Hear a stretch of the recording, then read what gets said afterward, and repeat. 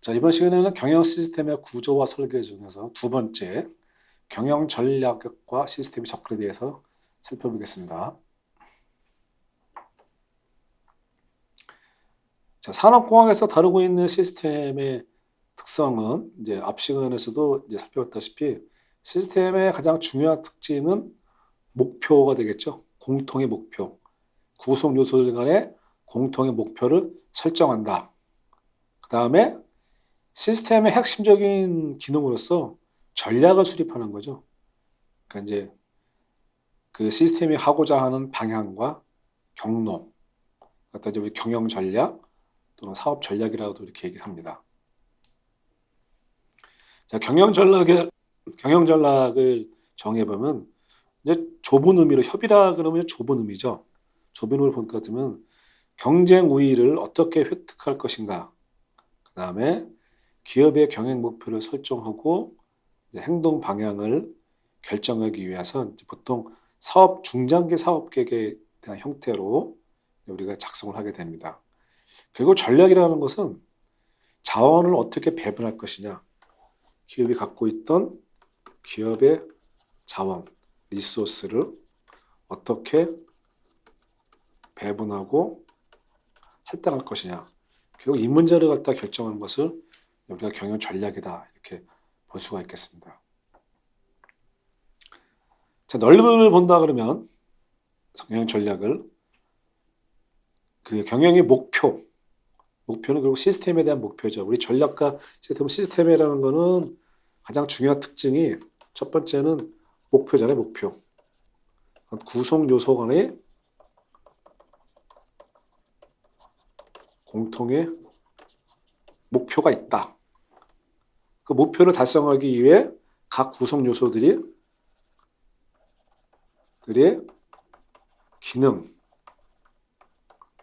역할이 정의되어야 되고 그 다음에 각 구성 요소들은 유기적인 상호 관계를 갖는다. 그렇게 시스템에 대한 정의 또 특징 이렇게 얘기할 수 있잖아요.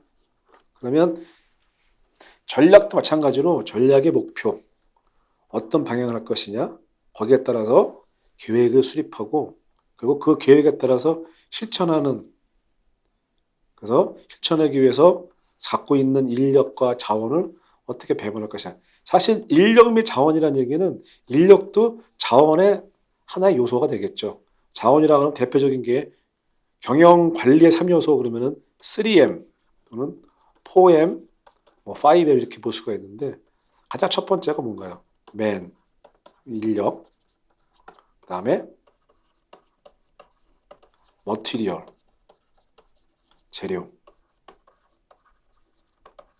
머신, 설비, 기계. 3M이고 하나 더 쓴다 그러면 4M이라 그러면은 메서드,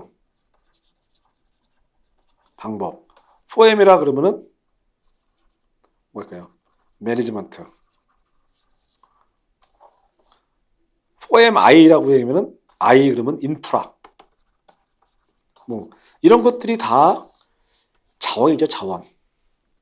조직이나 기회가 갖고 있는 자원. 그러면 그 자원을 어디에다 배분할 것이냐.